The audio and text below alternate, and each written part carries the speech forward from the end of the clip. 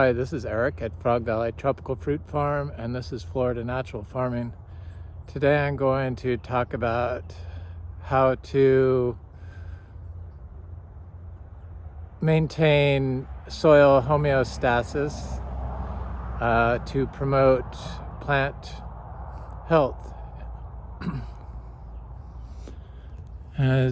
Microbial homeostasis is when your microbes are balanced.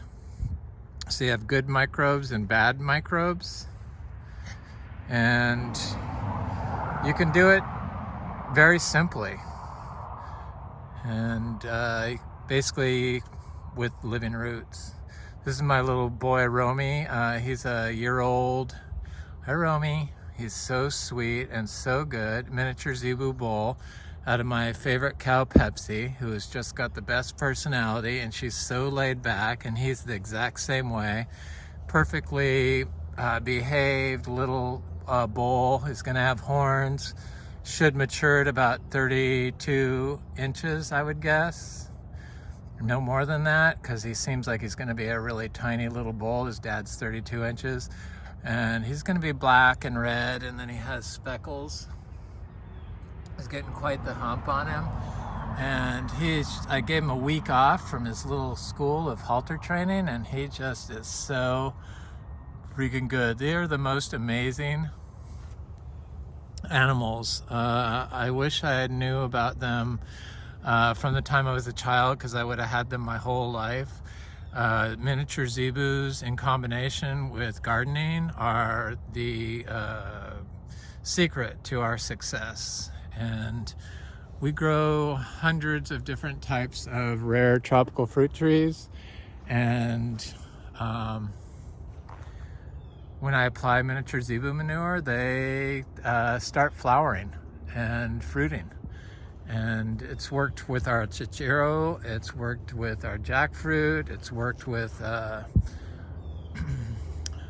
all kinds of different fruits. The Garcinia madrunos, the Garcinia livingstonii. I mean, I can go on and on and on about our success at fruiting these rare tropical fruit trees, and we dry farm everything.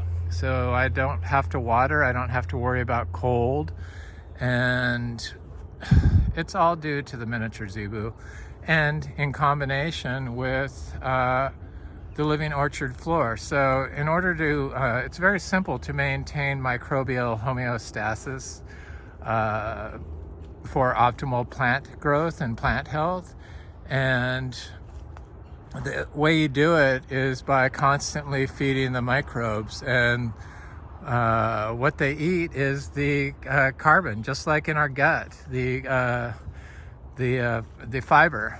So the microbes eat the root exudates, and of course other microbes that are attracted to the root exudates, and that produce enzymes that are plant beneficial. In combination with the plant-made phytochemicals. And all this stuff moves through the soil when you have a living orchard floor. And for some reason, our modern agriculture has focused on being a stressor to soil. Humans have edaphic stress, human-caused soil stress. And the way that's caused is through the use of pollutants for growing plants, like salt-based fertilizers that limit the microbiology, the microbiota in the system. And I was just reading this thing on this article on how copper severely limits the nitrogen fixing bacteria. They kill the nitrogen fixing bacteria, the copper they use for growing or for combating fungal issues in mangoes. And not only does it do that, but it kills the plant growth promoting fungi. We don't have copper issues on our mangoes. We've never used any copper. We've never used any sulfur. And that's because our microbiology is in perfect balance due to the constantly the home that we provide for the microbiology and the living root system of our tapestry of orchard floor we've created here. So it's constantly being fed sugars through the root exudates.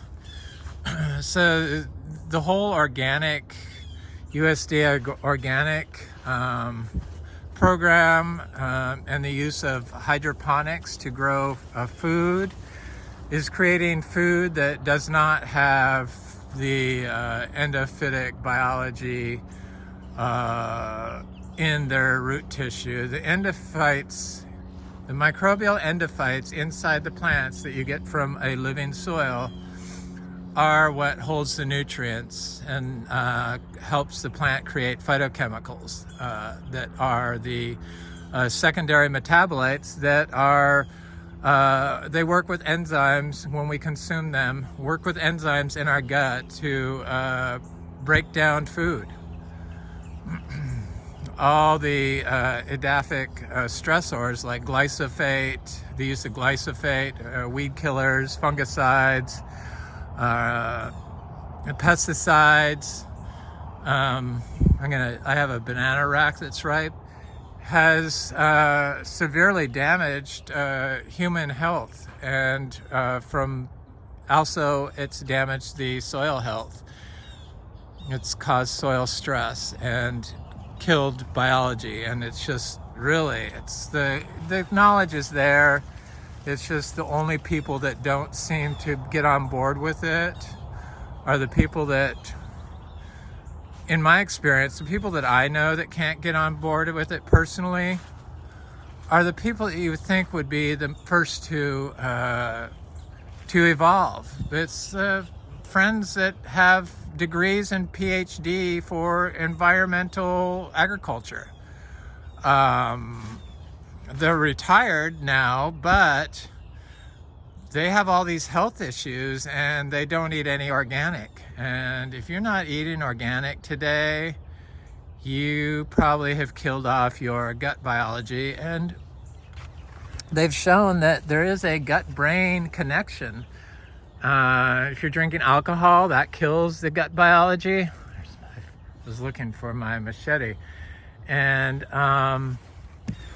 the brains of the plant are the microbiology in the rhizosphere. Just like that's the same way with us. There's a gut-brain connection. If you don't have the biology in your gut correct, you start developing chronic disease. You can't think clearly, you get dementia. There's all kinds of downstream effects from not eating a clean, whole foods, non-polluted diet. So everything is connected. They've connected the dots, and it takes basically a doctorate just to become a farmer like me to try to explain. It's like, oh my God. But I like to learn, so I like to read a lot of stuff, and I always put a link to references that I provide in my description of my video. So if you like to read science papers, there's always good links on my videos that I do. This is a breadnut tree. You know, it's the same as a breadfruit. Direct sown seeds. I did 40 seeds direct sown, and it's been in the 40s for several days, and no problem whatsoever. I really have a problem with people giving advice and universities giving advice and recommendations of what the cold tolerance is for these ultra tropicals, because they don't do a disclaimer and say this is the temperature they will die at if you're not growing holistically. So if you're using a chemical approach to grow tropical fruit trees, and you don't focus on the whole system, meaning the orchard floor, the soil health, the soil porosity, and just applying small amounts of whole foods in the form of raw manure. Yes, raw manure is better than compost. It's just like when you make tea. When I make tea for my fruit, out of my fruit leaf teas, you're going to get more phytochemicals from the tea that hasn't been heated up. So they make compost and they heat up the tea, or they heat up the compost, the thermophilic compost, to kill off the E. coli. E. coli problem is from manure, is a made up problem that is caused by mismanagement of animals in feedlots in large quantities, and then putting all the manure in a big pond or putting it all in a big pile. It's not meant to be stored in a big pile, and it's not meant to be stored in a big pond. It's meant to be distributed evenly throughout the system, year-round, naturally. So I have these bananas. The bananas ripen here in the middle of winter, and that's because we have our soil biology balanced perfectly naturally, because we grow as close to natural as possible. That's why it's called Florida natural farming. So I want to chop this down. I usually don't like to chop the bananas down. I notice that they just dry up, and eventually they will just fall when they're real light. But I think that leaving them with their whole structure in place rather than chopping them down enables the connections from the soil inside the banana through the tissue to be totally captured and redistributed into the soil. Whereas if you chop it off, a lot of that biology is disconnected. I haven't seen any proof to this. I've just witnessed what happens. I've been practicing doing it. We have 401 banana divides I've done here. I want to get up to 600 bananas here. So we have bananas year round. And I've heard people say that their bananas don't ripen in the winter. I believe that the cold weather works like heat with bananas, because I've noticed that the bananas when there are bananas on the tree and it gets cold, that the leaves of the banana will start turning yellow and the bananas will start ripening. So it's some sort of hormonal effect.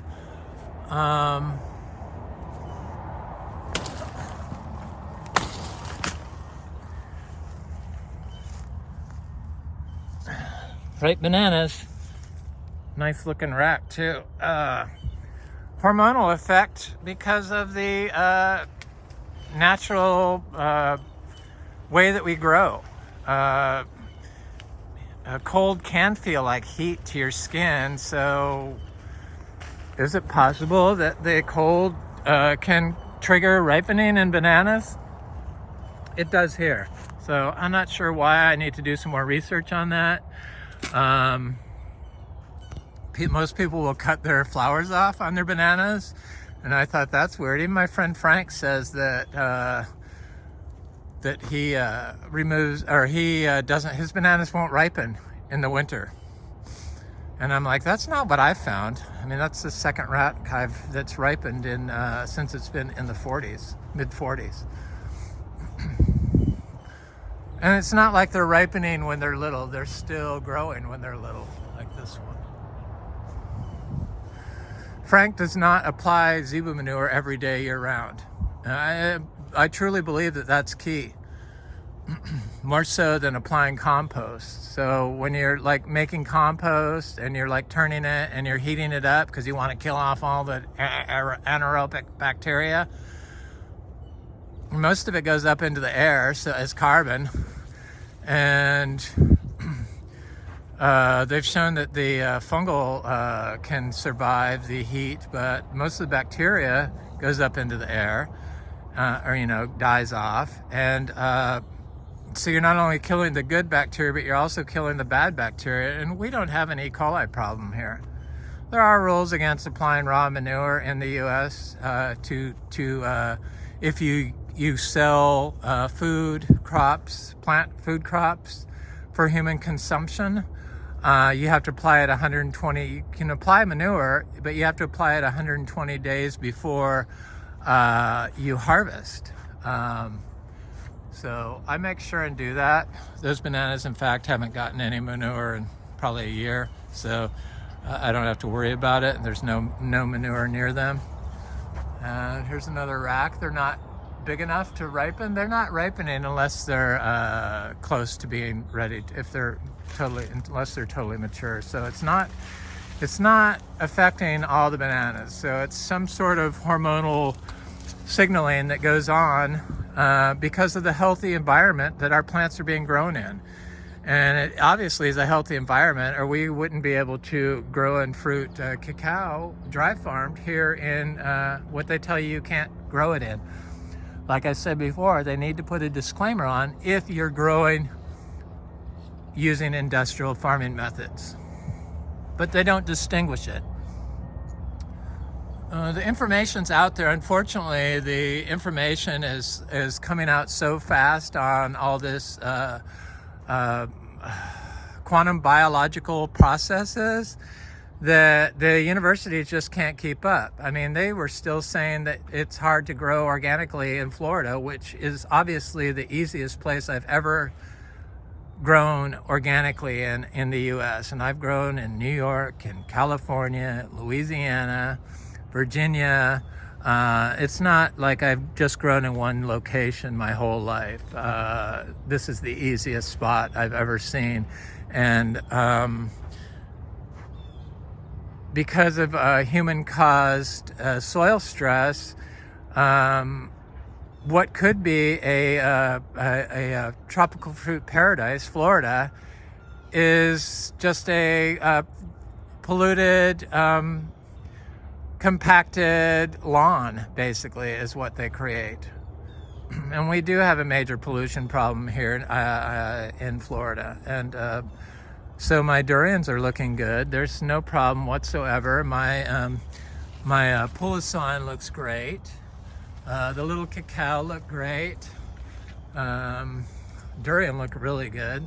They have zero stress from the cold. I truly believe that durian can be grown here now. They just, for some reason, they only look at the industrial farm method when they do studies in Florida, and I'm just shocked that nobody has shown that growing a natural farming style is really the superior way to grow a plant. I mean, that's how trees grow. To think that we have to water them all the time and to fertilize them all the time is just causing soil stress, which is killing microbial life and putting the microbial homeostasis out of balance so that pathogens take over, which is what happens when you are spraying copper. So it just makes your plant chemical dependent. So once you start, you have to keep doing it. This is Anthurium pseudospectabile. Look at the leaf size on this, and a lot of our anthuriums are flowering. And I was going to say fruiting. Well, it is fruit. They're creating seeds. Like this queen anthurium has got a big flower on it, and it's been quite cold here. I know people that grow these as houseplants, and they use a partial hydroponic system, so it's semi-hydro. So it's all chemical farming, industrial farming indoors in their house. first of all, you're breathing all those pollutants in because they move through the air and water. So even though you don't see them, you're breathing them in if you're growing hydroponically in your house. And a lot of these fertilizers are made from industrial waste and or sewage sludge, or biosolids they call it, and they can contain forever chemicals and heavy metals.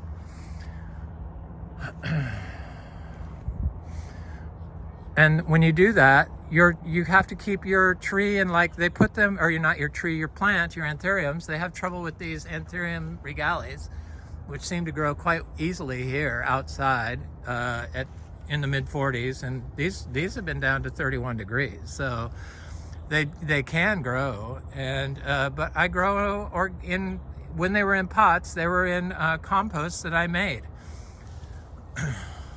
So the little bread net I see got a little bit of cold stress going on. It's not that happy. I could tell that it's not that happy. In fact, that looks like it's not very happy at all. But they don't seem to be dying, and I think they'll be okay. Probably if it got any colder, they might not make it. Here's a petalite tree that looks totally great. First thing you're gonna see if there was issues with the cold is this new leaf coming out right here would turn brown. And I don't see that at all. So with gut health and gut biology, they're finding that for autism and stuff, that fecal transplants have worked.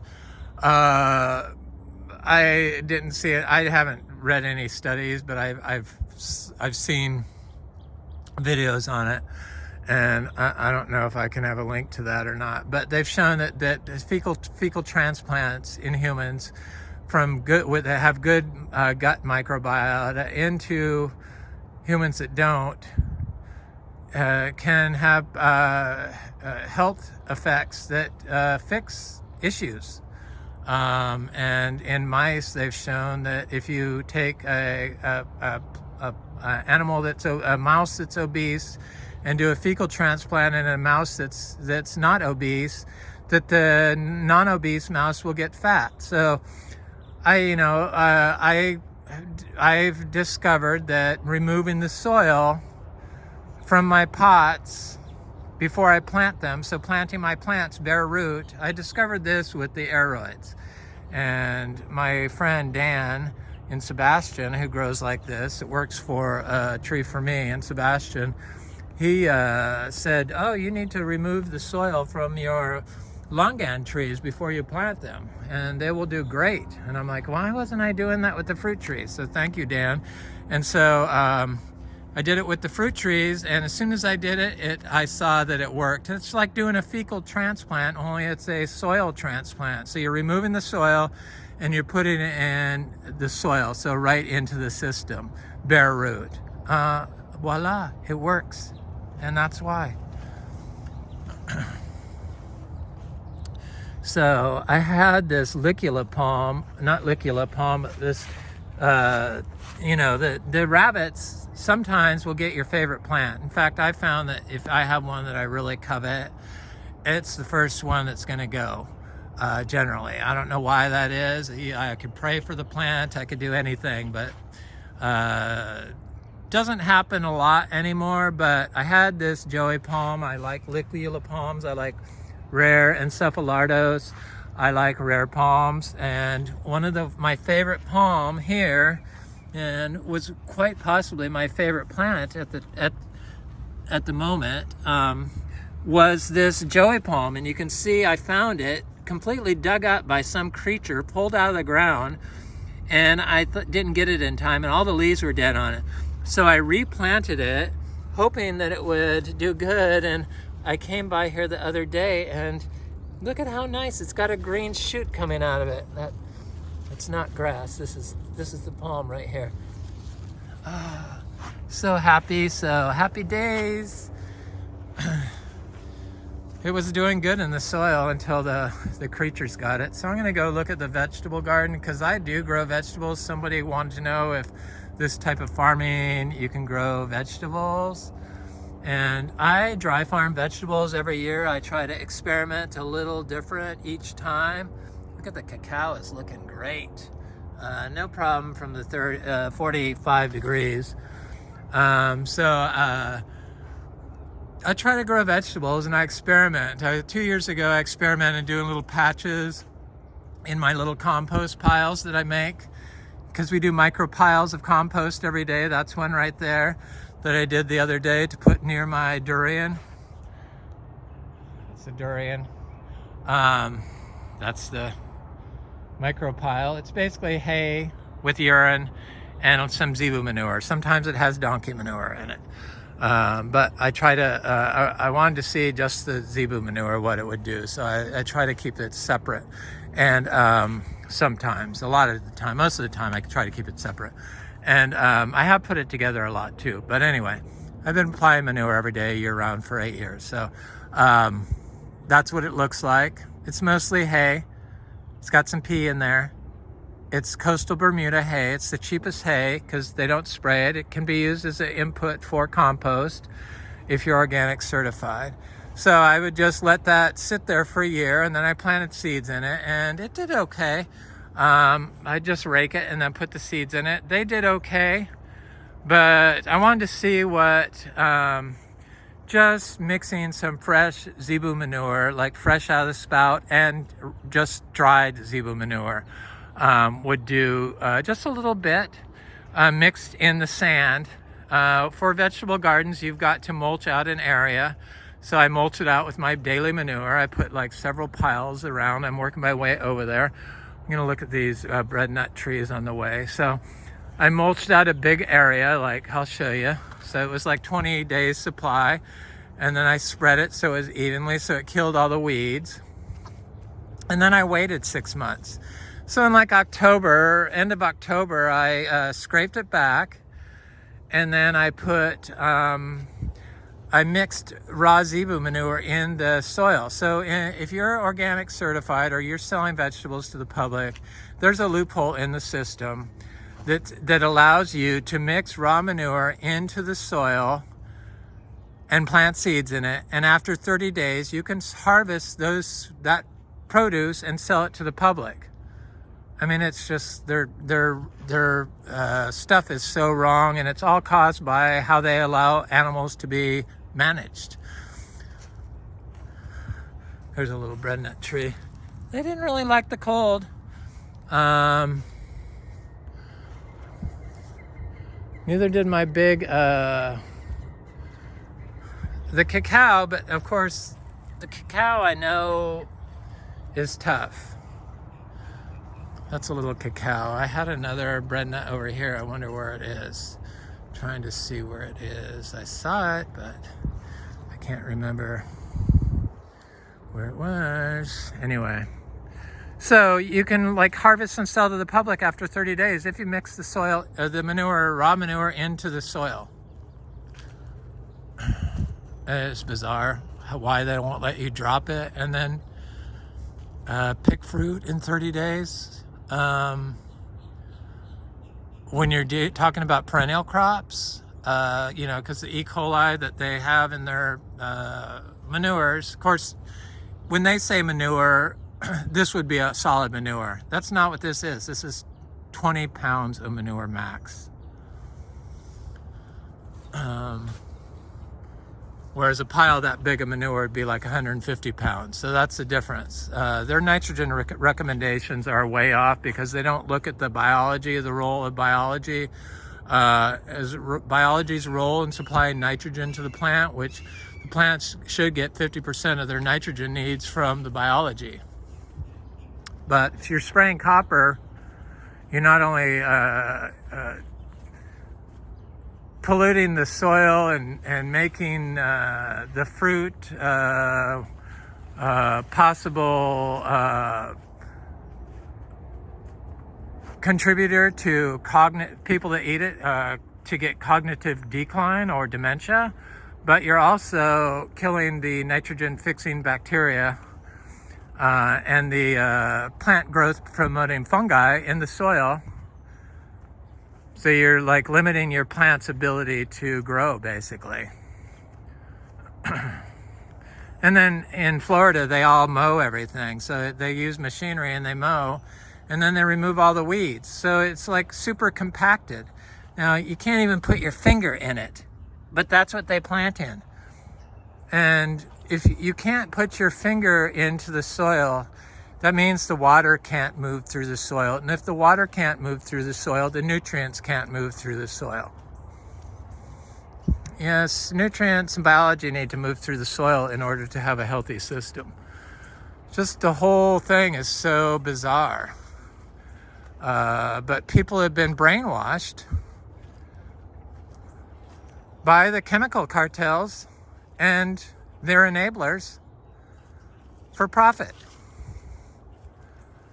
So this is my vegetable garden area, and it looks okay, huh? I mean, I haven't harvested any vegetables out of there, but I have some eggcorn squash and some butternut squash, and then I have some greens, and I'm gonna go over there. And then I planted a bunch of seeds directly in the hay that I had scraped back before. So you don't have to water it, and it does really well. And I found that, excuse me, mixing the manure directly in the soil, there's no issues with drought. Last year I had vegetables, and they grew well, and so I have some asparagus here that's growing, and then there's some mustard greens and some other mustard greens that have gone to seed. I just planted a bunch more in there. I wish these jackfruits would ripen up, the ones that are ready. Not ready. Looks like some of the littler ones are not gonna make it. But that's okay, there was way too many on that tree. Way too many. Sapodillas, no problem. They're there. I had radishes in here. I just put seeds all through here now. I still not cilantro, but I could see the armadillo's been in here. Now, granted, it has been a wet year this year. There's some acorn squash. But I should have did a better job. If I had like a intern or something here, a couple interns, I would do a huge vegetable garden just to show people what's possible in Florida. But I'm not really into like working in the vegetable garden. I'm a senior citizen. I don't know how that happened, but I am. And I don't really like to like work in the vegetable garden like I used to.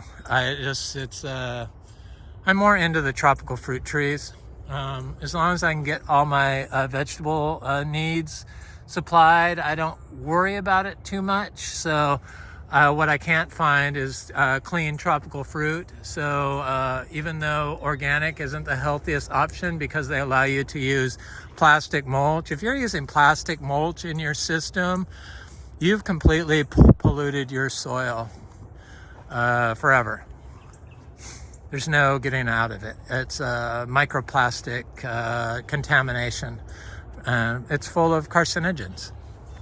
They get uptaken by plants, and that's what they allow in organic farming for mulch now is plastic mulch, polyethylene, polypropylene mulch. And a lot of farmers at their homes, they put down shade cloth. It's like the worst thing you could possibly do. It disrupts the water cycle. If you disrupted the water cycle, because the plastic nanoparticles get in the rhizosphere of the plant, and the plastic nanoparticles collect heavy metals from the environment. So it creates a toxic rhizosphere for your plant and prevents your plant to uptake water correctly. So it's not good. It's not good to consume the food that way, but it's really hard to get away from it, even in organic, because everyone seems to use plastic in mulch for USDA organic, which shouldn't even be allowed because it's the synthetic, all the synthetic chemicals in there.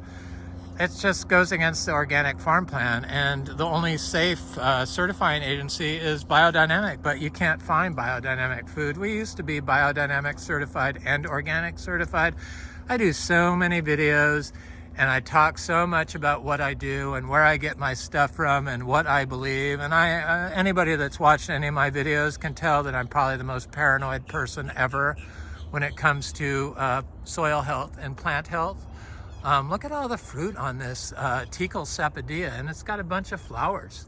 You think that the cold temperatures, it would have like killed the flowers, but this thing has got a lot of manure next to it. Applying extra manure inputs has greatly increased fruit production. Unfortunately, we only have 5 miniature zebus, 4.5 including Romy.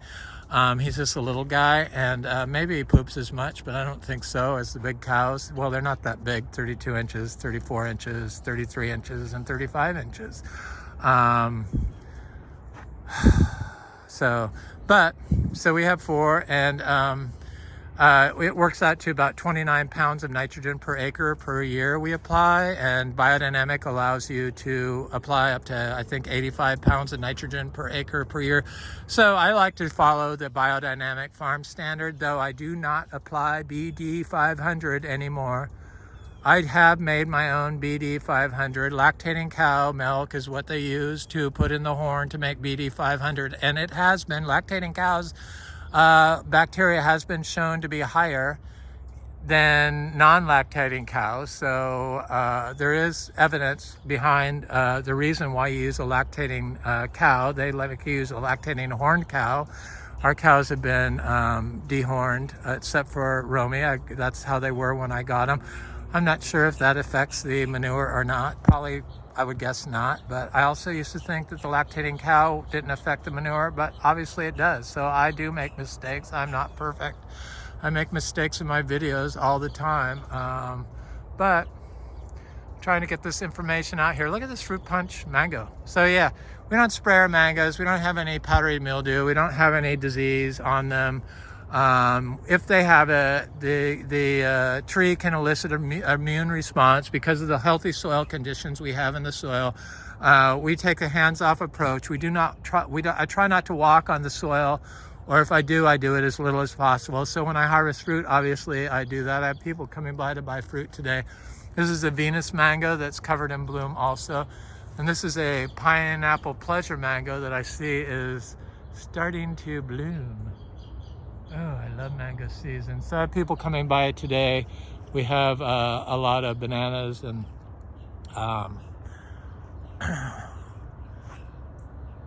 maybe some black sapote. This is a peach cobbler, possibly one of my favorite mangoes of all time. Such a good mango. It's covered with bloom. And these are all young trees. This is like a 4-year-old tree this month from a small 3 gallons. So they were like 2 foot tall, 3-gallon trees. All my trees were when I planted them.